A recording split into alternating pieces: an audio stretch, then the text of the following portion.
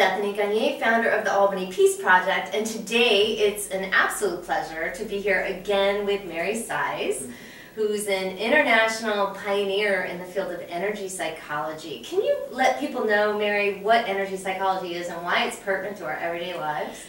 Basically, what energy psychology is that we use the energy systems of the body for psychological problems. Okay, so I have to back it up a little bit. And we're all energy. You know, you hear Oprah say that now, so it's got to be real. It's on Oprah. It's like, forget science, it's on Oprah. Right, right. So we're all energy, and as energy we vibrate. It's vibrating energy, and you vibrate different frequencies of energy. But it's kind of like when you, everything's energy. When you slow the molecules of things down, they get solid. So if you think of water, okay?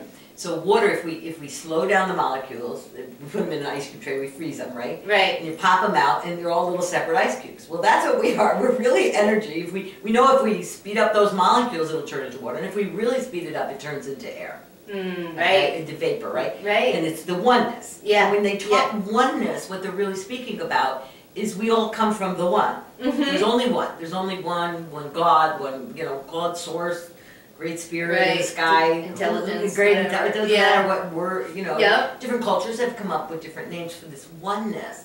The oneness is so we're formed and we're formless, and we're all of that. Right. And then the form shrinks down in our little ice cube trays, and we come down here on planet Earth and we pretend I'm a different ice cube than you. Right, right. And we're not the same. Yeah. And that's where the fear begins, because fear is this idea of separation. Right. That's what fear is. Right, right, right. And we've been in these separate, ice cubes. And and now what's happening is everything's speeding up. Right.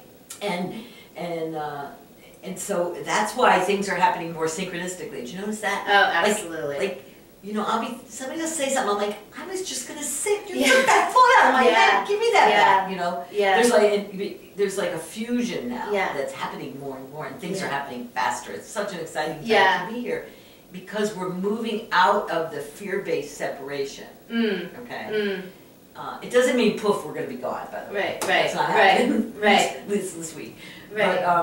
But it means we're moving out of this separation idea more to oneness, to this one, and because the oneness is love. Yeah. You can call it God, you can call it Great Spirit, you can call it anything. It's love. Right. And to me, what always drives that point home is the near-death literature. When people, they die, they come back, and what do they always say? We're love. We're love. We're one. And there's great light. There's this light. I saw this light. Now, what this light is actually a tube of energy that always connects us to the divinity, to the oneness. Right. It's like we're connected. We're just not always in alignment with it. Yeah. We could be like aligned, all over the place, but we're always connected. You can't be separate from it. Right. But because we're in our separate ice cube trays, and in our separate, and we think we're separate, and we narrow down our perceptions. Yes. Right. And we have our small little. Yeah, we have our senses, so that you can be separate, I can be separate, we can feel it. Right. It's true, and then we fight over it. I know. And so energy psychology works with opening.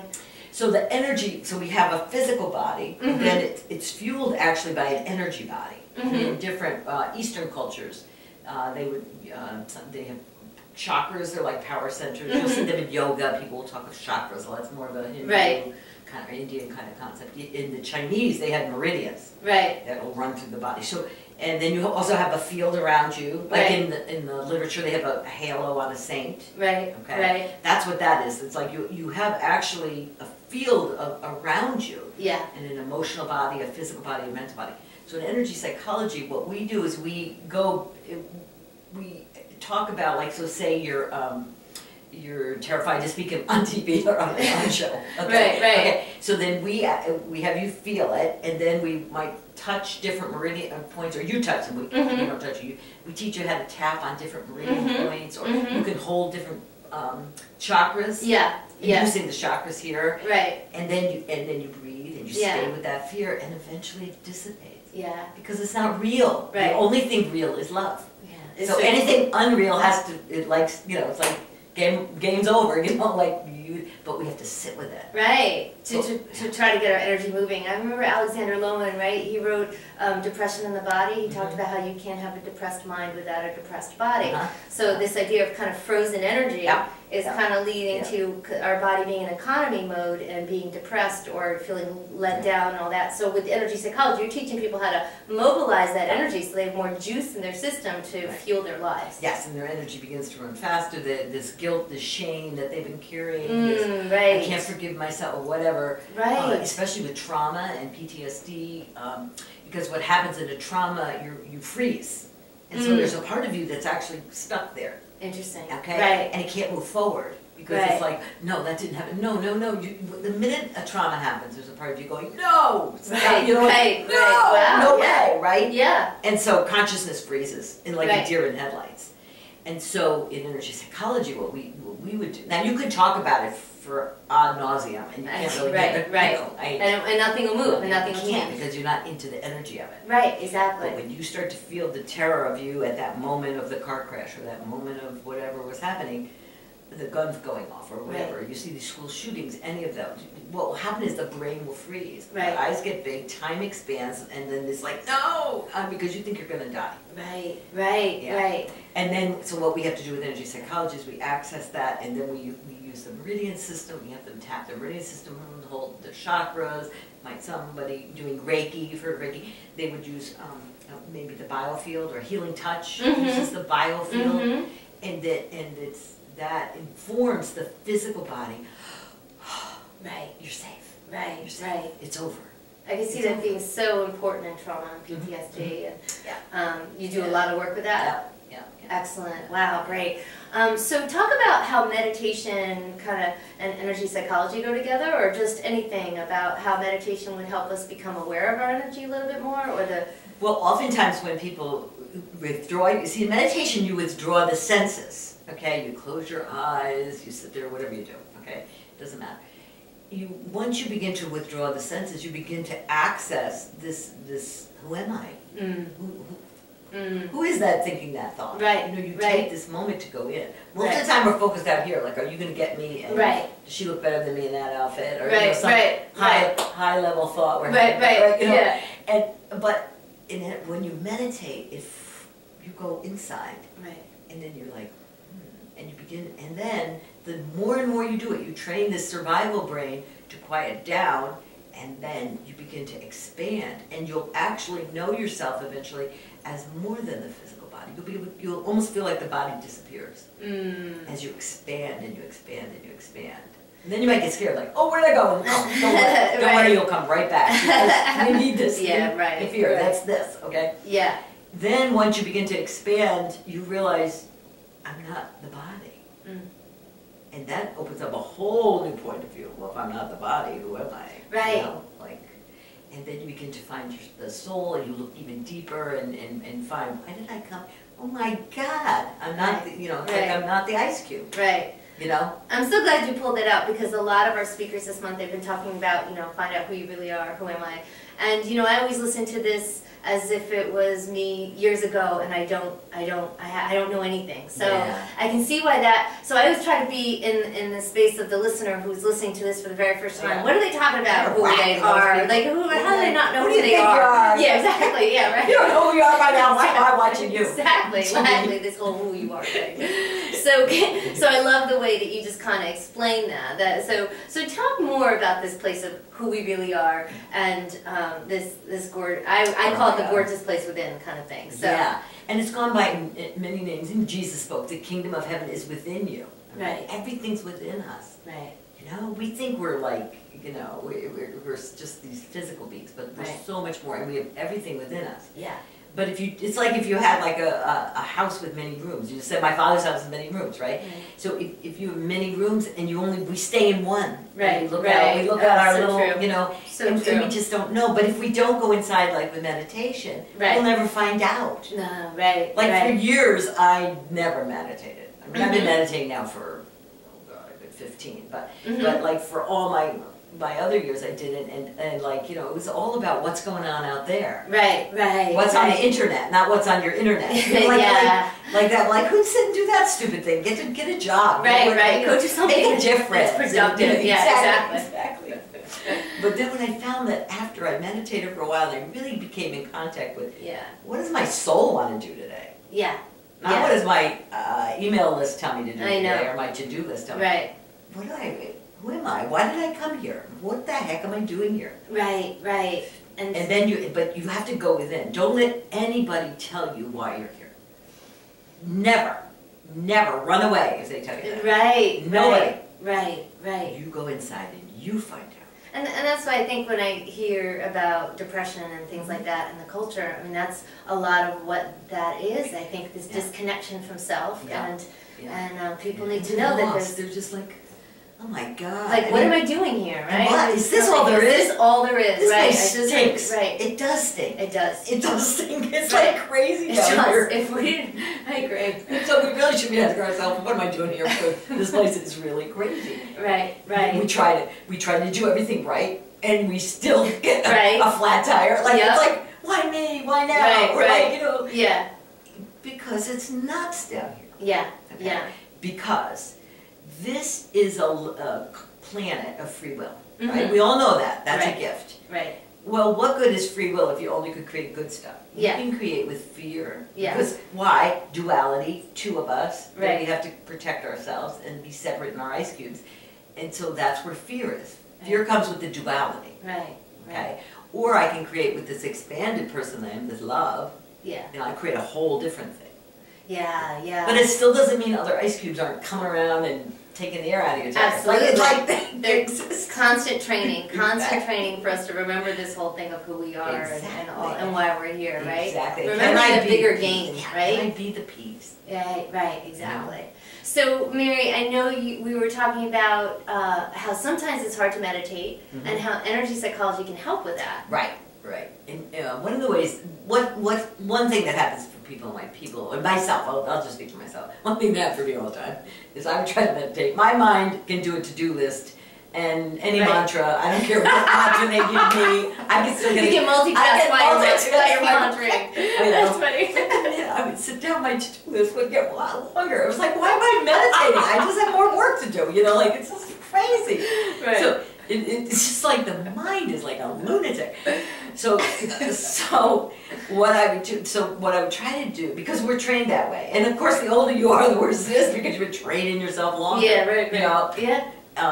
And so part of, for me, to what I knew, because of energy psychology, I have energy in my palms of my hands and my chakras. So when you meditate, if you're really having a hard time, what you want to do is just be in it. Sometimes I would feel that knot in my stomach or stuff like that. And so if you take your hands and just put them like this, front to back of your head, and you focus on it. Focus down here while you're up here. So say my stomach's like churning. Right, okay. Try to get out of your head, because your head's got the story and loves it, the story. Yeah, right. Your head loves the drama. Yes, it keeps you more separate. Right, it's like it's entertainment. It's like a reality TV show. So you want to get out of there and move to the body. Right. Like, oh my God.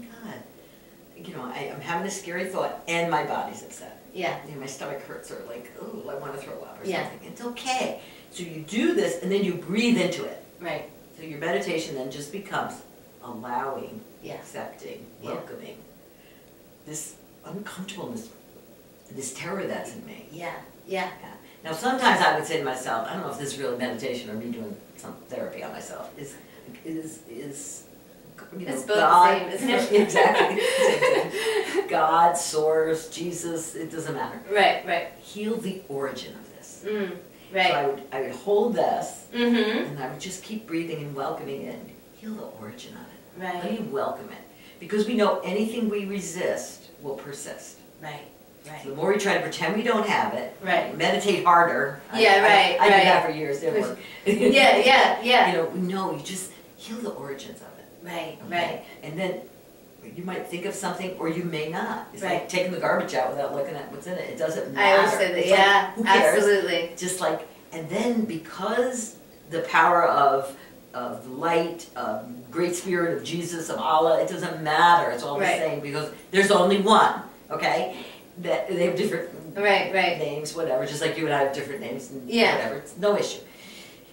Whoever resonates with your soul.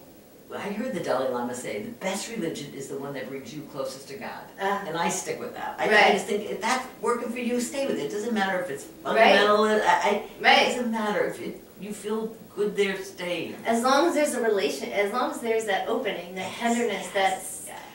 Yeah. Who cares? Yeah, exactly. It doesn't matter. So Allah, Jesus, anyone. Is it not your grandmother? Can we say that? Like, I love people who call on their relatives. Now, the relatives didn't function very well when they were on the planet. You think when they die, they're going to have better advice? Forget about it. Let them rest, will you? So focus on like an angel. Angels are everywhere to help us. Yeah. So an angel, nature, Mother Nature, anything that... And I also say that if people don't have a faith in something larger, I often say that just even setting this intention to the subconscious to invoke that aspect of ourselves is, you know, certainly that idea of setting the intention and raising to that level of truth and purity, right? It just has to be a higher frequency than the not. Yes, exactly. That's it. Right. You know? It's like you could come in here, the room is dark, and I have a dimmer switch. If I even just put a little bit, light will come. Yeah. If I go blasting it up with, you know, whoever my personal master is, I can blast it up and light comes faster. I go faster. Some people like to go slow, some people like to go fast. I like to go fast. So I get bored. And I would suggest people to really play with these ideas, that there's no right way to do it. It's whatever makes you feel more balanced, more whole, more... Whatever's of a higher frequency. Love is of a higher frequency than fear. So say you have a grandchild or a pet, your dog. I cannot tell you how many of my clients didn't kill themselves because they had a dog. Oh, wow, interesting. Somebody to love. Somebody that loves that. Dogs are unconditional love. Yes. Okay? So, like a dog, go walk a dog, something. Yes. You know, think of that. Hold this. Yes. And focus on this. And feel the origin of it. Just like, you know, love, heal the origin of this. You can say love, heal the origin of this. Absolutely. And it's law. It has to happen. Right. That's law. Neat. But to you have free will, so you always have to say what you want. Right, exactly. Yeah. So you outline some of these ideas in your book, Energy of Belief. God, you know, I wrote that book a long time ago. I know. But some of these energy skills will be there, right? Yeah, actually we use what's called touch and breathe, which is where you touch the meridian points and you take a deep breath in and out. Okay. So we do that, and that's all explained in there, and how beliefs are formed and things like that. Yeah, that's in there. And I do trainings. I actually have one at the end of January. If people want to come and train with me, especially clinicians, it's Friday and Saturday. But what's the date? The 29th and 30th. Okay, we'll try to shoot this before then. Yeah, the 29th and 30th, and but the general public can come on Friday the 29th. Okay. And it's really fun. We get rid of all your crazy beliefs. You know. So Mary Sise is right in Latham, New York. So if you're anywhere close to there, and certainly I'll have your contact information, and I'm sure that is going to be a fun weekend of people really releasing a whole lot of stuff that are just not necessary, right? No, because the truth of who you are is this amazing, amazing being. In this, just walking on planet Earth. We forgot. And you're going to help us remember in the meditation. Yes. Okay. Anything for the meditation, or just? No. Okay. All right. So enjoy Mary's meditation in a little bit. Thank you. Have a good day.